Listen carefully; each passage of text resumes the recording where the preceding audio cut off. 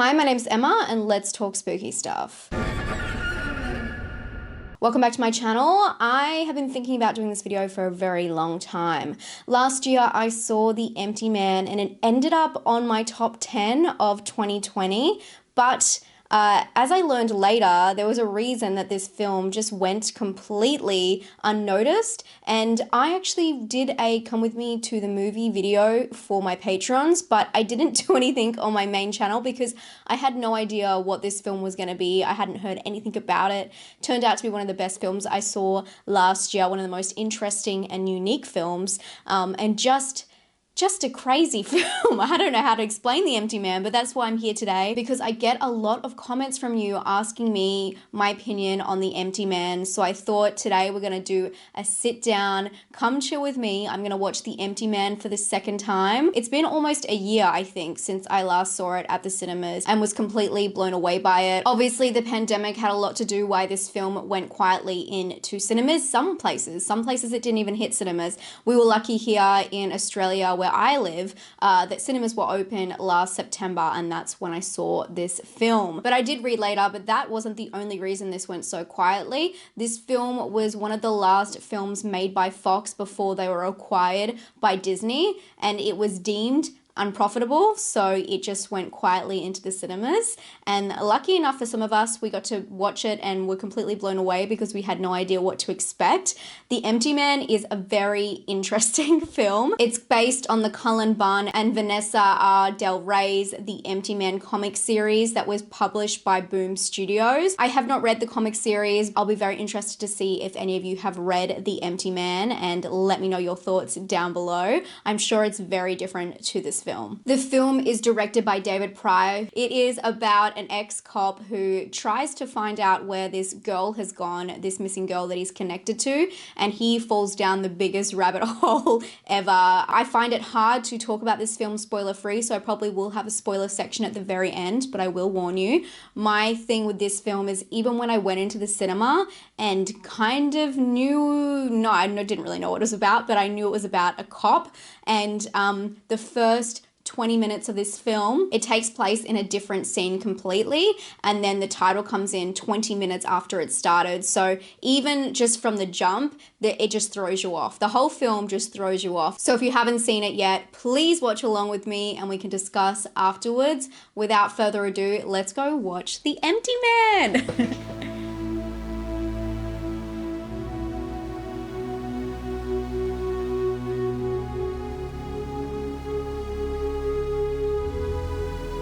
For those who don't know, this is Gromit, my greyhound, and yes, he is a rescue greyhound. And fun fact, he is a really tough critic. It takes a lot to entertain him.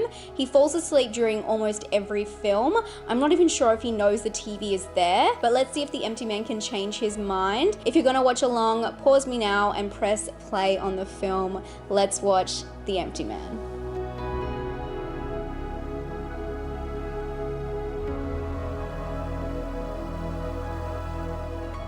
Hi friends, I just finished watching The Empty Man for the second time ever. Oh my gosh, I feel like I still forgot how crazy that film was. So the film runs for 2 hours and 16 minutes, although I think it's like just 2:10 without the credits. And it is a long journey, but the way it's paced is just something else. Let's get into the non-spoilers before we get into the spoilers, because I do have a lot to talk about. The film, to put it lightly, the film is about James, who's an ex-cop, and after a close family friend's daughter, Amanda, disappears, he takes on the responsibility to find out where she has gone. First approaching her friends at school who seem to be acting off and talk about her fixation with the Empty Man, a presence said to be summoned by a ritual on a bridge. It really is like the tip of the iceberg completely when I mention that part of the story, because it's like the biggest rabbit hole ever. It really is. And the way it sucks you in is so intense.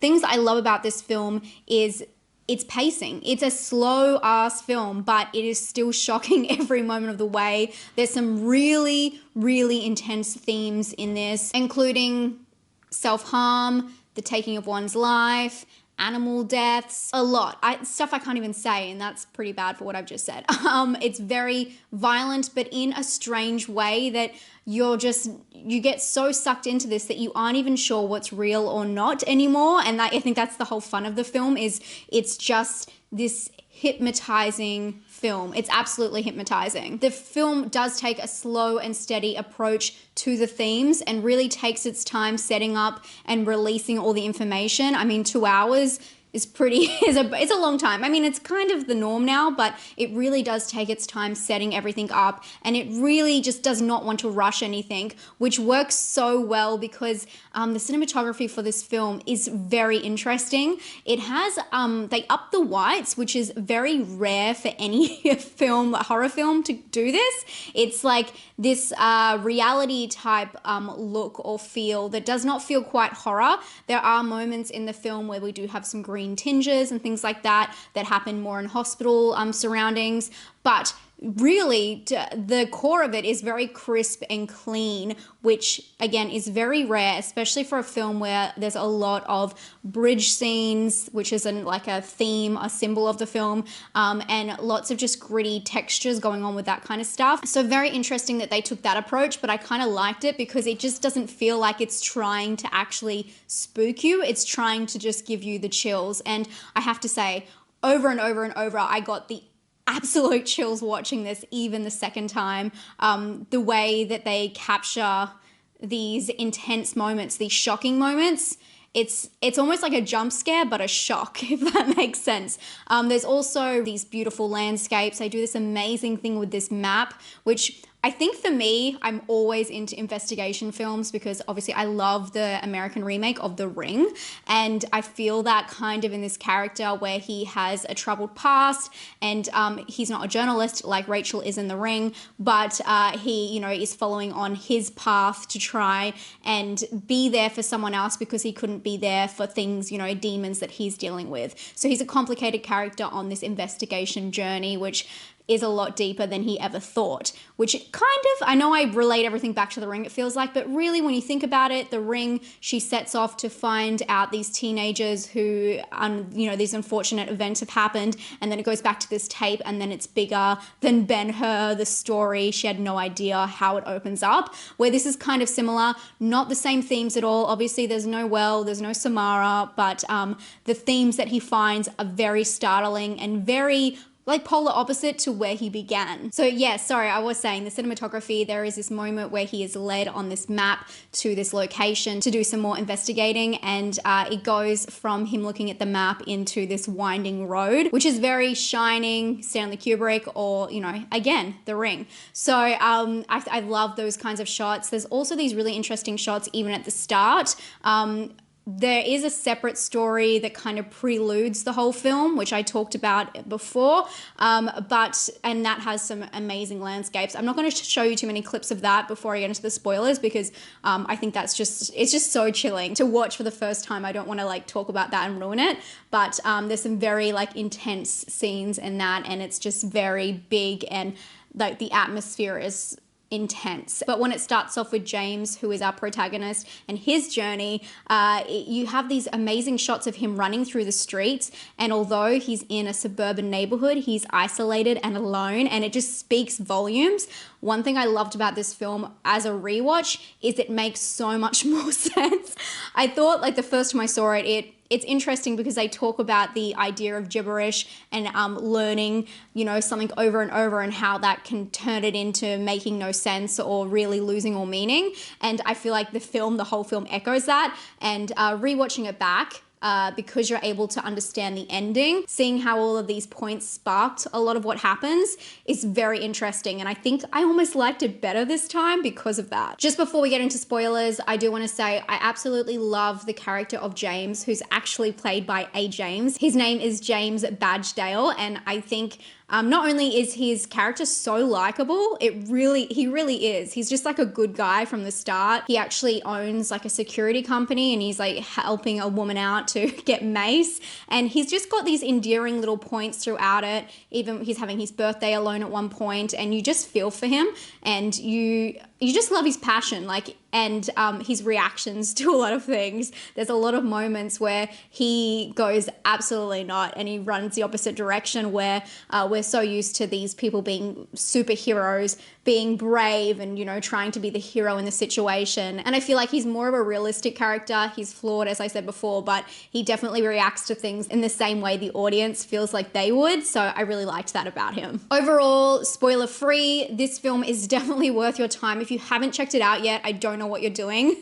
Please watch it. It is a lengthy film, but it is something else. It is so unique and so well crafted, and I think that you'll really enjoy your time with this one. I'm gonna give this film an 8 out of 10. I absolutely loved it the second time.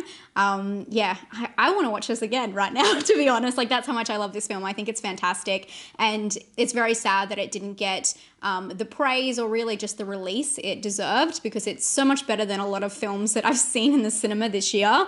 If you can, definitely support The Empty Man by renting it online now, and I hope that you really enjoy it.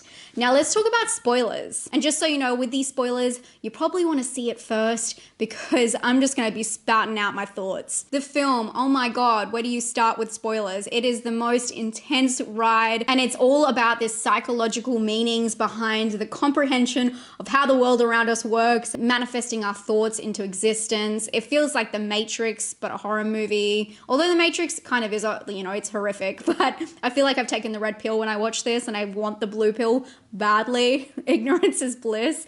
Something that I really picked out on this, because obviously I love cult films, and that's something that I couldn't really talk about in the first half of this video, that the film really focuses on the idea of this self-help cult, which, you know, is all about their manifestation and people coming together to, you know, use their minds to create things. It's a very interesting idea, and it's an interesting idea that a lot of people believe, like, that's the secret. That's technically what that is. But I also thought it was interesting because the idea of the bridge. So obviously the start bridge that we see is the Chain of Rocks bridge. And I know that this bridge has a pretty dark history. People say it's haunted, and then there's also been some horrific incidents there. And I looked into that a little bit, but I don't think that the idea of the bridge comes from just that symbol of, like, that just awful things that have happened in that bridge, because we see several bridges throughout the whole film, and it's definitely an icon or like a symbol,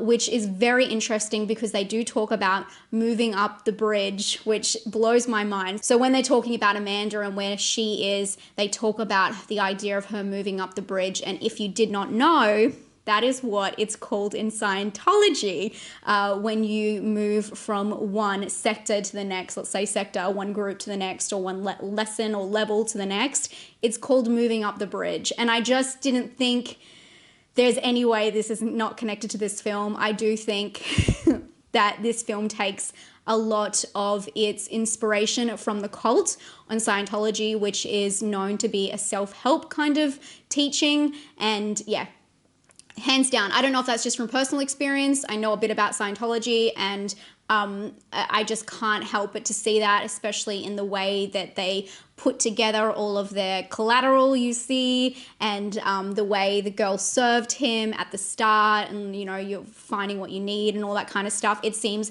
like it echoes that. Obviously not completely, but it definitely echoes that, and the togetherness that they talk about as well, because obviously, I mean, depending on what you know about Scientology, but, you know, as people get enlightened, they talk about what we really are as souls and what we aren't as humans. So it kind of feels a little bit like it echoes that, but then obviously it's way more ancient than that when they talk about the cave. And let's talk about the start. Oh my gosh, that opening 20 minutes is so insane, absolutely insane. And the bottle that she blows on, I didn't even realize. And then later James does the same, and then he kind of summons the empty man. So I know that it's quite obvious, but there's just so many different aspects and moments to this film that I didn't really put together that she summoned the empty man as well. Anyway, the moment I absolutely love, obviously the skeleton in the cave is, oh my God, like, how can you even, that is the most scary thing, and so realistic, like such a cool prop.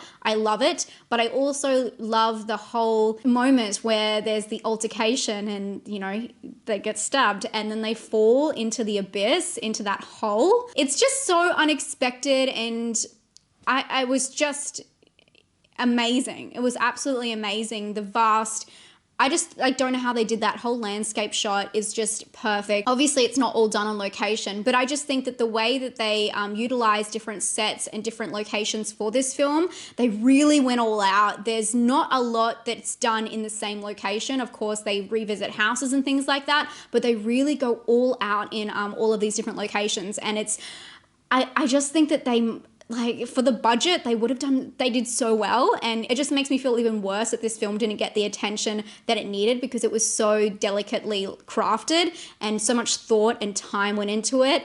Yeah, that's just something I really love, the use of location in this film. With the cinematography, something I didn't want to touch too much on in the spoiler-free chat was the jolting of the camera, mainly because my examples of this kind of show things, but I just love this little joltness. I don't know what it's called, but the jolt where it's like out of focus and it feels like it's going into your brain, and that's what the film's about. You know, you have your itch in your brain and you can feel that. The film just gives me severe chills, and especially in this moment here where he's just done this horrific thing and then it's just like jolting out and goes straight into the title. I love that moment. I think it's really brilliant, and especially when it echoes it later, because it really shows that he's becoming the vessel, which I thought was really well done, that the camera is telling that story and signaling to the audience what is happening, so you don't actually need it written down, obviously. In saying all of the things I loved about the film, it is important that I point out some of the things that I think might throw people off, or just things that people might not like about it. And I'm going to give this a new term, so follow me if I ever use this in the future.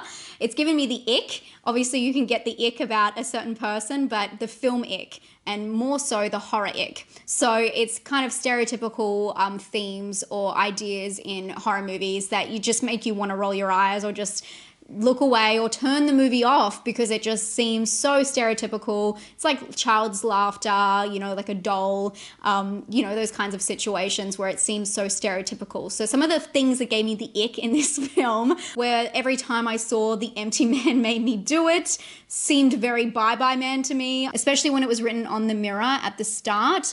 The dark drawings in her room as well that Amanda did, very ick.